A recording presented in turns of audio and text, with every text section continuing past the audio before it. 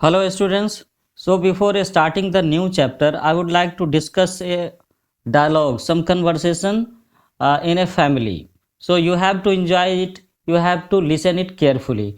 What is being said? What is being discussed in a family? Mona and Raju were helping Amma to clean their house. Look at all these things: clothes, utensils, food grains, combs, this bottle of honey, books. Each of these has a use, said Mona. That is why they are important, said Amma.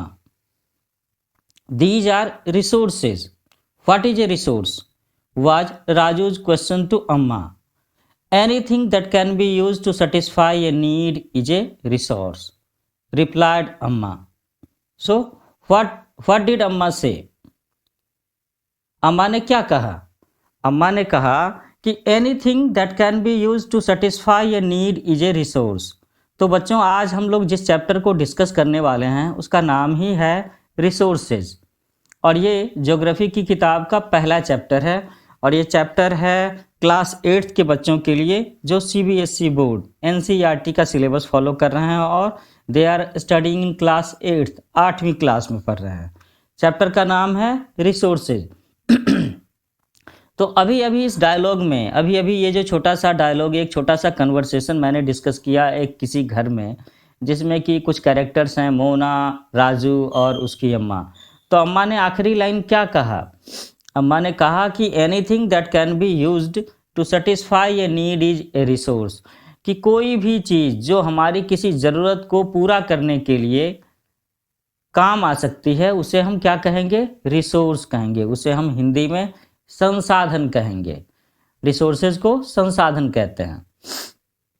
तो थोड़ा सा पीछे चलते हैं कि मोना और राजू ने क्या क्या बातें की अम्मा के साथ में। तो एक दिन की बात है कि जब अम्मा अपना घर साफ कर रही थी और मोना और राजू, दो बच्चे हो सकते हैं घर में, वो आपस में क्या बातें करते हैं? Look at all these things, clothes, utensils, food grains, combs, this bottle of honey, books, each of these has a use। Mona ने क्या कहा कि ये जो चीज़ें हैं, कपड़े हैं, बर्तन हैं, अनाज हैं, कंघी है, शहद की बोतल है, किताबें हैं, ये सब का सब क्या है?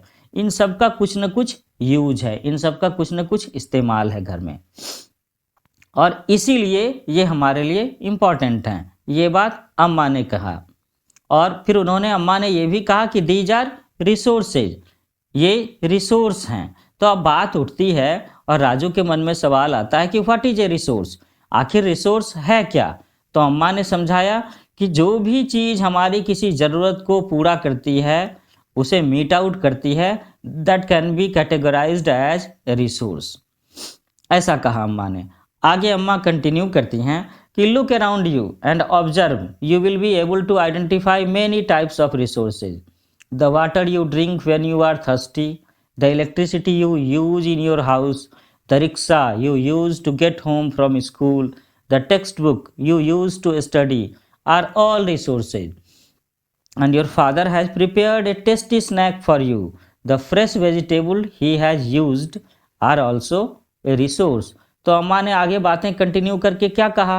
उन्होंने कहा राजू से कि तुम अपने आसपास में बहुत सारी चीज़ों को देखोगे और तुम ऑब्जर्व करने की कोशिश करो कि उसमें से क्या क्या चीज़ें रिसोर्स हैं। तो हमें क्या बात ध्यान में रखनी है? हमें ध्यान में रखनी है कि हमारे आसपास में जो चीज़ें हैं, whether they are useful to us, whether they are important to us और नॉट, है ना? वो हमारे लिए यूजफुल हैं या नहीं। If they are useful it means that they are resources. तो अम्मा ने एग्जाम्पल क्या क्या दिया है? अम्मा ने दिया एग्जाम्पल कि जो पानी हम पीते हैं वो रिसोर्स है। घर में तरह तरह के कामों के लिए जो बिजली की ज़रूरत होती है वो भी रिसोर्स है। हम लोग रिक्शे से घर आते हैं या स्कूल जाते हैं, मार्केट जाते हैं, that is also a resource. जो किताब हम लोग पढ़ते हैं वो भी रिसोर्स है। इस तरह से फिर उन्होंने आखिर में ये भी कहा कि उसके पापा ने जो एक टेस्टी स्नैक बनाया है जिसमें वेजिटेबल्स को इस्तेमाल किया गया है, that is also a resource. तो बच्चों, आपको एक छोटा सा काम करना है। You have to list out 5 resources you use in your home and 5 you use in your classroom. Classroom में इस्तेमाल होने वाली 5 चीज़ें और तुम्हारे घर पर इस्तेमाल होने वाली 5 चीज़ें, और जो कि वो यूज हो रही हैं, इस्तेमाल हो रही हैं, so that they are important and so that they can be categorised as resources, है ना। आगे चलते हैं। Water, electricity, rickshaw, vegetable and textbook have something in common, they have all been used by you, so they have utility. Utility और usability is what makes an object और substance a resource. तो क्या feature है resource का? Resource का feature है कि हर resource की कुछ न कुछ यूटिलिटी होगी, उसकी यूजेबिलिटी होगी। अगर उसका उपयोग नहीं है, अगर उसका कोई इस्तेमाल नहीं है, इसका मतलब है कि वो रिसोर्स नहीं है। So how does something become a resource? Raju now wanted to know. तो अब अम्मा उसे क्या समझाएंगी? अम्मा told the children that things become resources only when they have a value. Its use or utility gives it a value. All resources have some value. Said अम्मा। अम्मा ने क्या कहा कि जितने भी रिसोर्सेज होते हैं उन सब की एक वैल्यू होती है, उनका महत्व होता है, उनकी उपयोगिता होती है। So value means worth. Value का मतलब है कीमत, उसका मूल्य होना, उसका क्या वैल्यू है, उसका मतलब हमारे जीवन में, हमारी लाइफ में उसका क्या रोल है, उसके बिना हमारा काम चल सकता है या नहीं, और क्या हमें उस चीज़ को खरीदने के लिए, गैदर करने के लिए वी हैव टू पे इट, क्या हमें पैसे पेमेंट करने होते हैं या वो चीज़ ऐसे ही मिल जाती है।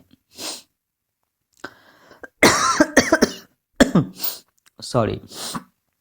So some resources have economic value, some do not. For example, metals have an economic value. A beautiful landscape may not, but both are important and satisfy human needs. तो बड़ा ही अच्छा एग्जाम्पल है कि कुछ चीज़ें जिसका कि इकोनॉमिक वैल्यू हो सकता है और कुछ चीज़ें जिनका कि इकोनॉमिक वैल्यू नहीं हो सकता है। इकोनॉमिक वैल्यू का मतलब है कि क्या हमें उसके लिए पैसे पेमेंट करने होते हैं। फॉर एग्जाम्पल कि जैसे आपके घर में जैसे कि लोहे की सीट रखी है, स्टेनलेस स्टील के यूटेंसिल रखे हुए हैं, तो हम लोगों के लिए ये जो दोनों चीज़ें हैं, मेटल की सीट है या कुकर है या बर्तन हैं, इन्हें खरीदने के लिए वी हैव टू पे फॉर द सेम। हमें पैसे पे करने होते हैं दुकानदार को, स्टोर को, तब जाके वो चीज़ें मिलती हैं। तो इसका इकोनॉमिक वैल्यू है। अब हम बात करते हैं कि अगर हम किसी जगह पे घूमने जाते हैं या हमारे स्कूल के रास्ते में, हमारे ऑफिस जाने के रास्ते में कहीं बड़ा ही सुंदर सीन दिखाई देता है, a very beautiful landscape, very soothing for the eyes, तो क्या उसकी कुछ वैल्यू नहीं है? उसकी वैल्यू है, क्योंकि वो आपको खुशी पहुंचाता है, आपको सुकून देता है, लेकिन उसकी इकोनॉमिक वैल्यू नहीं है, क्योंकि यू डोंट नीड टू पे फॉर द सेम, आपको उसकी कीमत चुकानी नहीं होती है ना। लेकिन दोनों की दोनों चीज़ें इंपॉर्टेंट हैं और वो ह्यूमन नीड्स को सेटिस्फाई करती हैं।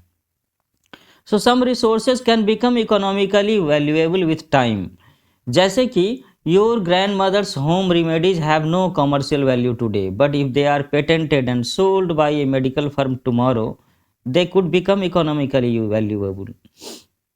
तो यहाँ पर बात हो रही है दादी माँ के नुस्खों की।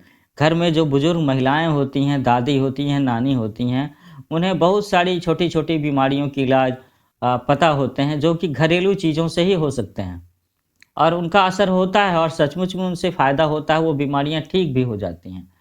तो चूँकि दादी माँ घर में मौजूद हैं और वो हमें वो नुस्खे बता करके, वो दवाई खिला करके हमें ठीक कर देती हैं, हम लोग समझते हैं कि उसका कोई इकोनॉमिक वैल्यू नहीं है, लेकिन ऐसा नहीं है। ऐसा नहीं है, क्योंकि समय बीतने के साथ में इन नुस्खों की वैल्यू, इकोनॉमिक वैल्यू हो सकती है। अगर दादी माँ के इन सारे नुस्खों को किसी कॉपी में, किसी नोटबुक में कलेक्ट कर लिया जाए, और अगर हम किसी प्रिंटिंग प्रेस से, किसी पब्लिकेशन से बात करके इसे छपवा लेते हैं, and we publish a book, और इन नुस्खों को पेटेंट भी करवा लेते हैं, तो आगे चल कर के हमें इनकी इकोनॉमिक वैल्यू मिलेगी, हमें इनकी अच्छी खासी कीमत मिल सकती है। और आगे चल कर के दादी माँ के वही नुस्खे जो आज के दिन में जिसकी इकोनॉमिक वैल्यू नहीं है उनकी वैल्यू होगी और बिल्कुल होगी। अच्छा बच्चों, ग्लॉसरी में एक टर्म है पेटेंट।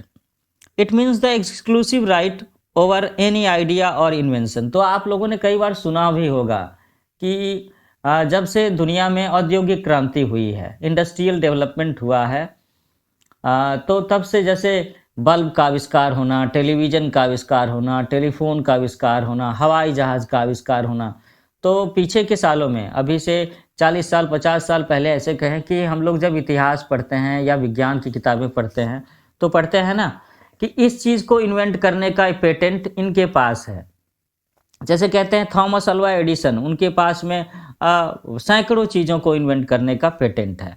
तो पेटेंट का मतलब होता है कि वो चीज़ सबसे पहले आपने बनाई और अगर कोई दूसरी कंपनी उसका कॉमर्शियल यूज़ करती है, वो प्रोडक्ट बनाती है, दे विल हैव टू पे यू।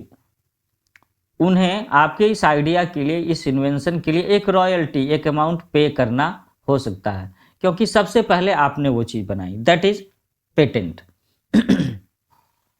आगे मैं देखता हूं कि ग्लॉसरी में एक और टर्म है technology. So what is technology? It is the application of latest knowledge and skill in doing और मेकिंग थिंग्स। तो ये तो आप सब लोग समझ ही सकते हो, ये तो एक कॉमन टर्म है। So we move on. Time and technology are two important factors that can change substances into resources. Both are related to the needs of the people. People themselves are the most important resource. तो बिल्कुल सही बात है। मैं हूँ, आप हैं, आपके पिताजी हैं, आपके परिवार के लोग हैं, स्कूल के टीचर हैं, डॉक्टर हैं, इंजीनियर हैं, बिल्डर हैं, आर्किटेक्ट हैं, लेखक हैं, प्रधानमंत्री हैं, नेता हैं, है ना? तो ये सब के सब रिसोर्सेज हैं। People themselves are the most important resources. और क्या हम लोगों ने पढ़ा कि time and technology are two important factors that can change substances into resources. तो बिल्कुल बच्चों, जैसे आज के समय में you are students, in future you will be an artist, you will be a doctor, you will be an engineer, तो आप भी तो रिसोर्स बन जाओगे ना। आप भी बहुत इंपॉर्टेंट रिसोर्स बन सकते हो समय के साथ में। तो यही बात है कि समय के साथ और टेक्नोलॉजी के उपयोग करने से कई सारी चीज़ें आगे चल कर के वैल्यूएबल रिसोर्सेज में कन्वर्ट हो सकती हैं, उसका रूप ले सकती हैं। और टाइम और टेक्नोलॉजी, ये दोनों की दोनों चीज़ें हम सब लोगों की ज़रूरत से जुड़ी हुई हैं। सो हम लोगों ने अभी अभी पीपल के बारे में बात की ना, कि people themselves are the most important resources. It is their ideas, knowledge, inventions and discoveries that led to the creation of more resources. तो ये हम सब लोगों की, मनुष्यों का जो आइडिया है, उनकी जो जानकारी है, उनकी जो खोज है, आविष्कार है, इन्हीं चीज़ों ने बहुत सारे नए नए रिसोर्सेज को जन्म दिया है। ईच डिस्कवरी और invention leads to many others. The discovery of fire led to the practice of cooking and other processes, while the invention of the wheel ultimately resulted in development of newer modes of transport.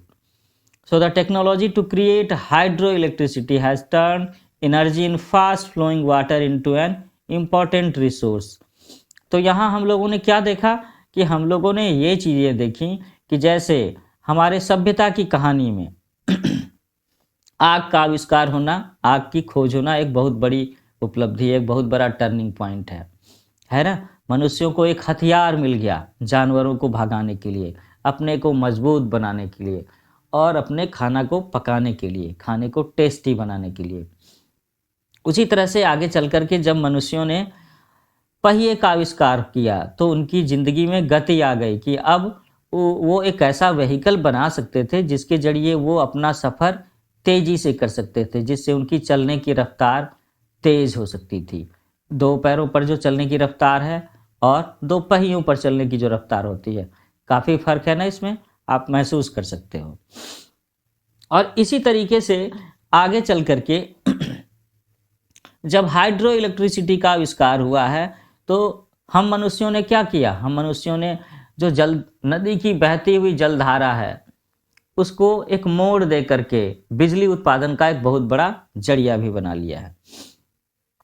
तो बच्चों, मैं यहाँ पर page number page number 2 पर एक picture देख रहा हूँ जहाँ पर एक बच्ची अपने माँ के गले लग रही है और दोनों ही एक दूसरे से कह रहे हैं कि so I am a resource too, बच्ची कहती है। तो उसकी माँ उससे क्या कहती है? Very valuable one. तो आप समझ सकते हो ना। Now we will talk about types of resources, कि कितने तरह के संसाधन हैं, कितने तरह के रिसोर्सेज हमारे आसपास होते हैं। So resources are generally classified into 3 categories: natural resources, human made resources and human itself। जी हाँ, मैंने क्या कहा? Natural resources, human made artificial मनुष्यों के द्वारा बनाई गई रिसोर्सेज, और तीसरा आदमी खुद भी एक रिसोर्स है ना। तो अब हम देखते हैं कि नेचुरल रिसोर्सेज क्या हैं। Resources that are drawn from nature and used without much modification are called natural resources. The air we breathe, the water in our rivers and lakes, the soils, minerals are all natural resources. Many of these resources are free gifts of nature and can be used directly. In some cases, tools and technology may be needed to use a natural resource into the best possible way.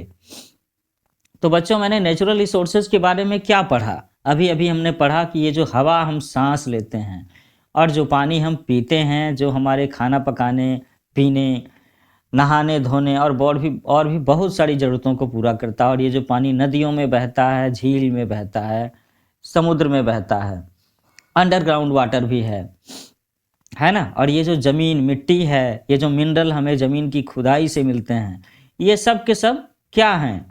All these are natural resources. Many of these resources are free gifts.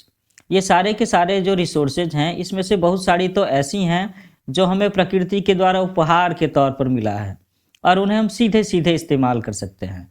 और कुछ ऐसे भी हैं जिन्हें हम tools और technology की मदद से उन्हें हम अपने बेहतर इस्तेमाल में ला सकते हैं। Natural resources are classified into different groups depending upon their level of development and use. That is origin, stock and distribution. तो आगे हम लोग नेचुरल रिसोर्सेज को भी अलग अलग ग्रुप में बांट सकते हैं इस बेसिस पर कि उनका विकास कैसे हुआ है, उनका इस्तेमाल क्या है, उनकी उत्पत्ति, हाउ दे आर ओरिजिनेटेड, है ना, और उनका स्टॉक हमारे पास में कितना अवेलेबल है, and can we distribute it to others or not, ये भी एक बेसिस है। So on the basis of their development and use, resources can be classified into 2 groups: actual resources and potential resources। तो 2 बातें कही ना हम लोगों ने, actual resource और potential resources। So now we will discuss what are actual resources. So actual resources are those resources whose quantity is known। सबसे important बात है ये कि एक्चुअल रिसोर्स वो है जिसकी क्वांटिटी, कि वो हमारे पास में कितनी मात्रा में, कितने स्टॉक में अवेलेबल है, and we are knowing the same, हमें मालूम है कि वो कितना है। These resources are being used in the present the rich deposits of coal in Ruhr region of Germany and petroleum in the west Asia, the dark soils of the Deccan plateau in Maharashtra are all actual resources. तो जो example discuss किए गए अभी अभी कि Germany के Ruhr reason में जो कोयला है और जो पेट्रोल पश्चिमी एशिया में सऊदी अरब के आसपास के इलाकों में मौजूद है, और जो काली मिट्टी है जो कि डेक्कन प्लेट्यू में महाराष्ट्र में अवेलेबल है, all these are actual resources, क्योंकि हमें पता है कि इसकी क्वांटिटी क्या है। Now what are the potential resources? These are those whose entire quantity may not be known and these are not being used at present. ये वो रिसोर्सेज हैं जिनके बारे में हम कैलकुलेट नहीं कर सकते। We cannot estimate perfectly, we cannot calculate it accurately, कि आखिर ये रिसोर्स हमारे पास में कितना अवेलेबल है। तो ऐसे रिसोर्सेज को हम लोग पोटेंशियल रिसोर्सेज कहेंगे। These resources could be used in the future. The level of technology we have at present may not be advanced enough to easily utilize these resources. The uranium found in Ladakh is an example of potential resource that can be used in the future. High speed winds were a potential resource 200 years ago.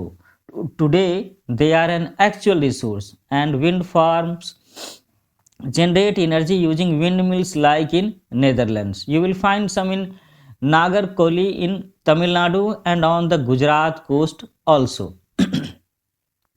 तो बच्चों हम लोगों ने यहाँ पर potential resources की बात की, तो ये वो रिसोर्सेज होते हैं जिसकी करेंट एग्जिस्टिंग क्वांटिटी का अभी हमें अंदाज़ा नहीं है, लेकिन फ्यूचर में डेवलप टेक्नोलॉजी के साथ में, टूल्स के साथ में हम इसे हार्नेस कर सकते हैं और ज़्यादा से ज़्यादा इस्तेमाल कर सकते हैं। वो भविष्य में हमारे बहुत ज़्यादा काम आ सकती हैं।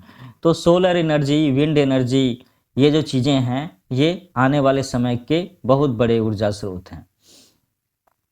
ऐसा भी है कि जो टेक्नोलॉजी आज के दिन में हमारे पास अवेलेबल है उसके जरिए हम रिसोर्सेज को आसानी से यूटिलाइज नहीं कर पा रहे हों, लेकिन कल को आने वाले समय में 5 साल के बाद में, 10 साल के बाद में, 20 साल के बाद में जब हमारे पास में ऐसी टेक्नोलॉजी अवेलेबल होगी तो हम इसे अच्छे से इस्तेमाल कर पाएंगे।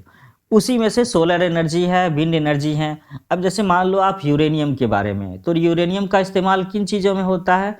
यूरेनियम का इस्तेमाल न्यूक्लियर रिएक्टर में होता है।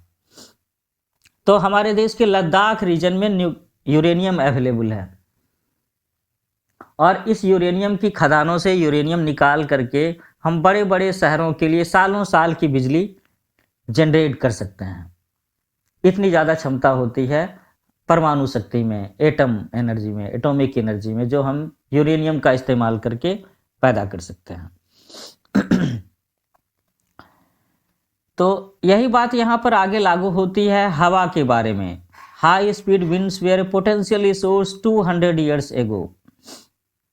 अभी से 200 साल पहले ये जो तेज हवाएं बहती हैं, हमें इनके उपयोग के बारे में नहीं पता था कि हम विंड मिल बना सकते हैं, पवन चक्की लगा सकते हैं और उसके जरिए बिजली पैदा कर सकते हैं। लेकिन लोगों को पता था कि आगे चल कर के ऐसी टेक्नोलॉजी होगी जब हम इस बहती हुई तेज हवा का इस्तेमाल कर पाएंगे। और आज के समय में हम लोग देख पा रहे हैं कि कई सारे देश हैं, जैसे कि यहाँ पर नाम लिया गया है नीदरलैंड का, कि वहाँ पर ये बहुत बड़ा सोर्स है बिजली पैदा करने के लिए।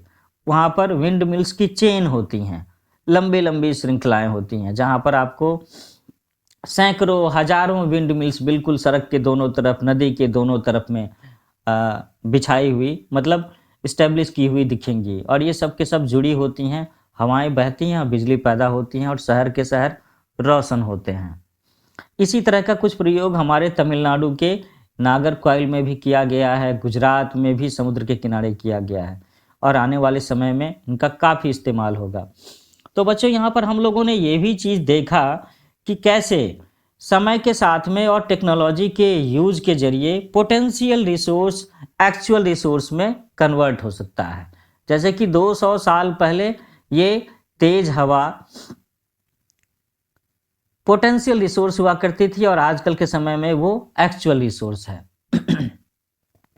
So based on their origin resources can be abiotic और बायोटिक। अब यहाँ पर हम एक दूसरे फैक्टर पर बात करना है, that is origin.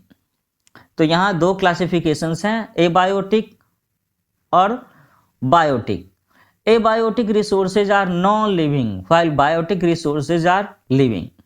So soils, rocks and minerals are abiotic but plants and animals are biotic resources. अब ये मेरे लिए इस समय चर्चा करने के लिए ज़रूरी नहीं है कि जिसका कि आप मतलब ना समझते हो। आप सबको मालूम है कि ये जो मिट्टी है, ये जो चट्टान हैं, ये जो मिनरल्स हैं, इनका हमारी ज़िंदगी में क्या रोल है। और आप ये भी बखूबी समझते हैं कि प्लांट्स और एनिमल्स का हमारी लाइफ में क्या इम्पोर्टेंस है। मैं तो बस ये बताऊंगा कि ये जो सॉइल, मिट्टी है, चट्टान है, मिनरल्स हैं, नदियां हैं, पहाड़ हैं, ये सब के सब नॉन लिविंग थिंग्स हैं। So these are abiotic resources, है ना। और ये जो पौधे और जानवर हैं वो बायोटिक रिसोर्सेज हैं। So natural resources can be broadly categorized in 2 more categories, that is renewable and non-renewable resources. ये बहुत ही important factor है कि हम लोग, हमारे पास में जो resources अवेलेबल हैं उसमें हम किसे रिन्यू कर सकते हैं और किसे नॉन रिन्यू कर सकते हैं, मतलब कौन सी ऐसी रिसोर्सेज हैं जो नॉन रिन्यूएबल है। इन दोनों शब्दों पर ध्यान देने की जरूरत है। Renewable resources are those which get renewed or replenished quickly। फिर से चर्चा करते हैं, फिर से ये लाइन पढ़ते हैं कि renewable resources are those which get renewed और रिप्लेनिश्ड क्विकली। मतलब क्या कि जैसे अगर आप कुएं से पानी निकालते हो तो सुबह में कुआं फिर से उसी लेयर पर मौजूद हो जाता है ना। हम जो सांस लेते हैं तो जितनी हवा हमने सांस ली हमारे अपने शरीर के अंदर चली गई, हमारे पास में बाहर में वो हवा उतनी ही मौजूद है। तो ये समझ में आ रहा है ना कि हम लोग जब रिन्यूएबल रिसोर्सेज की बात कर रहे हैं तो ये वो रिसोर्सेज होते हैं जो अपने आप ही रिन्यूड हो जाती हैं, या जितना हम खर्च करते हैं उतनी और भी मौजूद हो जाती है, जिसका स्टॉक खत्म नहीं होता। So some of these are unlimited and are not affected by human activities. बस यही बात मैं आपसे हिंट के जरिए शेयर करना चाहता था कि इसे कैसे समझेंगे। तो क्या कहा गया है कि रिन्यूएबल रिसोर्सेज में से कुछ रिसोर्सेज ऐसे हैं जो कि अनलिमिटेड हैं, जो कभी खत्म होंगे ही नहीं। और इसमें क्या एग्जाम्पल है? सोलर एनर्जी के बारे में, विंड एनर्जी के बारे में। तो आपको लगता है क्या कि हमारे जीवन में, आपके जीवन में और हमारे आने वाले फ्यूचर जनरेशन्स में कभी सूरज की रोशनी खत्म हो पाएगी? नहीं खत्म हो पाएगी। ये अरबों साल बाद की बात है जब सूरज अपनी ऊर्जा खो बैठेगा, वो आगे चल कर के एक डेड स्टार के जैसा हो जाएगा, लेकिन ये अरबों साल बाद की बात है। तो ये तो एक फ़िलहाल हम लोग इसे यही मान करके चलेंगे कि सोलर एनर्जी, विंड एनर्जी जो है वो अनलिमिटेड है। Yet careless use of certain renewable resources like water, soil and forest can affect their stock। तो एक वार्निंग भी है कि कुछ और भी चीज़ें हम जिनसे रिन्यूएबल रिसोर्सेज में रखते हैं, जैसे कि पानी है, मिट्टी है, जंगल है। जंगल को मैं इस क्राइटेरिया में नहीं रखना चाहूँगा। पानी और मिट्टी की बात करें तो water seems to be an unlimited renewable resource, but shortage and drying up of natural water resource is a major problem in many parts of the world today। और अगर हम यहाँ पर पानी की बात कर रहे हैं then we should talk about fresh water, drinking water। पूरी दुनिया में पानी की कमी नहीं है, लेकिन पीने के लायक पानी की कमी है और कमी महसूस हो रही है। अभी आप आने वाले समय में गर्मियों के दिनों में अखबारों में पढ़ेंगे महाराष्ट्र में क्या दिक्कत आ रही है, दिल्ली में क्या दिक्कत आ रही है, और भी बड़े बड़े मेट्रो सिटीज़ के बारे में, दुनिया के बड़े बड़े शहरों के बारे में है ना। तो ये जो ज़मीन है हमारे पास में, मिट्टी है, जंगल है, पानी है, ये बहुत बड़ी मात्रा में, लार्ज क्वांटिटी में अवेलेबल तो है, लेकिन ऐसा नहीं कह सकते कि ये अनलिमिटेड है, बहुत ज़्यादा मात्रा में है। लेकिन हमें इनके इस्तेमाल के बारे में कॉशियस रहना चाहिए, इन्हें पॉल्यूट नहीं करना चाहिए और जितनी ज़रूरत हो उतना ही इस्तेमाल करना चाहिए।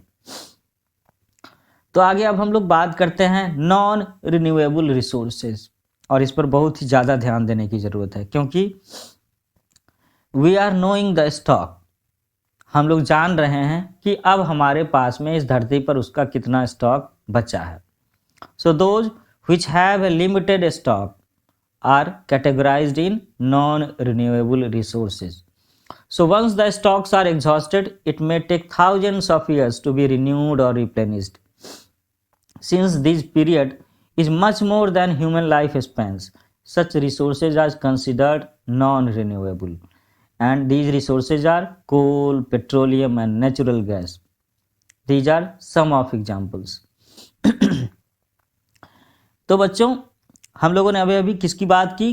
कोल के बारे में बात की, पेट्रोल के बारे में बात की, नेचुरल गैस के बारे में बात की। तो कुछ बच्चों ने शायद पढ़ा हो, कुछ को जानकारी भी हो कि ये जो चीज़ें हमें ज़मीन के अंदर से मिलती हैं, तो ऐसा कहा जाता है कि हज़ारों लाखों साल पहले जब अपनी धरती पर चारों तरफ जंगल ही जंगल हुआ करते थे, स्वैम्पी फॉरेस्ट, है ना, तो इस पृथ्वी पर कोई ऐसी बात आई, भूकंप हुआ, कोई ज्वालामुखी फूटा, या बाहर से कोई एस्ट्रॉयड, कोई मीटेराइट यहाँ पर आकर के गिरा, जिसकी वजह से ये सारी की सारी चीज़ें ज़मीन के अंदर में दफन हो गई और हजारों लाखों साल में जो एटमॉस्फेरिक प्रेशर रहा है और धरती के कोर में जो गर्मी है, उसकी वजह से धीरे धीरे ये सारी की सारी चीज़ें फॉसिल फ्यूल, कोयले और पेट्रोलियम के रूप में कन्वर्ट हो गई और जिसे हम इतना ज़्यादा धड़ल्ले से इस्तेमाल कर रहे हैं।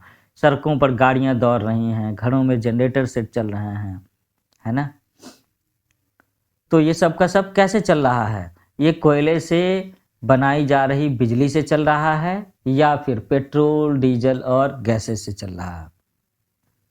तो इसीलिए ये जो रिसोर्सेज हैं, इसका स्टॉक मालूम है, ऐसा अभी भी साइंटिस्ट अंदाज़ा लगा रहे हैं। They are estimating, they are calculating और कह रहे हैं कि आगे आने के 50 सालों में, 100 सालों में धरती पर पेट्रोल की शॉर्टेज हो सकती है। और हमारे पास में, आपके पास में फ़िलहाल ऐसी कोई टेक्निक, कोई टेक्नोलॉजी अवेलेबल नहीं है कि जितना बड़ा भंडार धरती के अंदर में पेट्रोल, कोयले और डीजल का है, उतना बड़ा भंडार हम बना सकें या हम अपने पूरी दुनिया के साल भर के इस्तेमाल के लायक भी पेट्रोल बना सकें। तो ये जो रिसोर्सेज हैं ना, ये नॉन रिन्यूएबल रिसोर्सेज हैं, क्योंकि इसको दोबारा बनाने में फिर से 50,000 साल, लाख साल का समय लग सकता है और फिलहाल हमारे पास में ऐसी कोई टेक्नोलॉजी नहीं है। So on the basis of their distribution, अब एक और क्राइटेरिया है यहाँ पे, वो क्या है? डिस्ट्रीब्यूशन, कि कौन से रिसोर्सेज हम बांट सकते हैं, दूर पहुँचा सकते हैं या नहीं पहुँचा सकते हैं। तो डिस्ट्रीब्यूशन के बेसिस पर भी दो तरह के रिसोर्स हैं, यूबिक्विटस और localised. Resources that are found everywhere like the air we breathe are ubiquitous. तो जो रिसोर्स पूरी दुनिया में अवेलेबल है, आसानी से अवेलेबल है, उसे हम यूबिक्विटस कहते हैं। But those which are found only in certain places are localized like copper and iron ore। लेकिन वो रिसोर्सेज जो सारी दुनिया में बराबर मात्रा में अवेलेबल नहीं है, जैसे दुनिया के किसी खास देश में, किसी खास इलाके में कोयले की खान है तो किसी दूसरे देश में पेट्रोल के कुएं हैं, है ना। किसी देश में लोहे की खान है तो किसी दूसरे देश में सोने की खान है, किसी देश में चांदी की खान है तो कहीं पर कोयला है। हम अपने देश के बाहर की बात क्यों करें? आप अपने देश में ही देख लो ना कि झारखंड में ये जो झारखंड स्टेट है, वहाँ पर कई सारे खाने हैं, वहाँ पर आपको कई सारे मिनरल्स मिल सकते हैं। वहाँ पर लोहे की खान है, बॉक्साइट की खान है, कोयले की खान है। बिहार में खान कम है और मेरे ख्याल से यूपी में तो ये सारे मिनरल्स खान में हैं ही नहीं। फिर महाराष्ट्र में शायद होंगे या नहीं होंगे, गुजरात के आसपास में किसी और चीज़ की खान होगी। So these are not equally distributed, it is needed to distribute. तो ऐसा होता है कि हमें चाइना को कोई मिनरल देना होता है और चाइना हमें कोई और मिनरल सप्लाई करता है। हम अमेरिका को लोहे, इस्पात, किसी और चीज़ की सप्लाई करते हैं और जो चीज़ें अमेरिका में अवेलेबल हैं, अमेरिका हमें वो चीज़ सप्लाई करता है।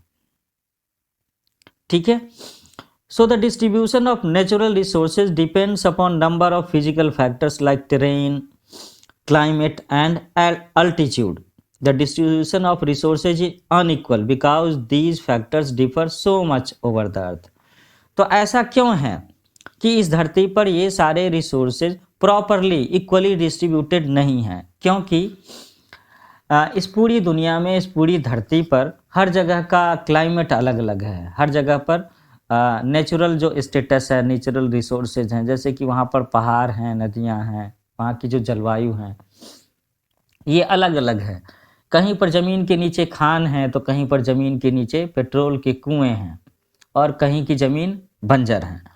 तो इन सारी चीज़ों की वजह से भी अलग अलग जगहों पर अलग अलग चीज़ों का डिस्ट्रीब्यूशन है रिसोर्सेज के रूप में। और ये तो प्रकृति की बात है, ये हमारे आपके हाथ की बात नहीं है। तो बच्चों, आज के दिन ये जो चैप्टर है रिसोर्सेज, इसका पहला पार्ट मैं यहाँ पर पॉज करूँगा, इसे यहाँ पर ही रोकूँगा।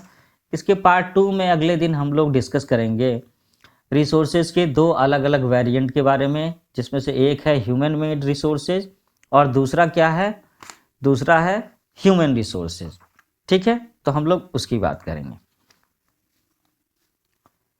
तो फिलहाल आप मेरे चैनल का नाम याद रखो, न्यू एज कोचिंग, और आप इसे अपने दोस्तों में लाइक कीजिए, शेयर कीजिए, सब्सक्राइब कीजिए। हम लोग जल्दी ही चैप्टर के दूसरे पार्ट में मिलते हैं। Take care, bye bye.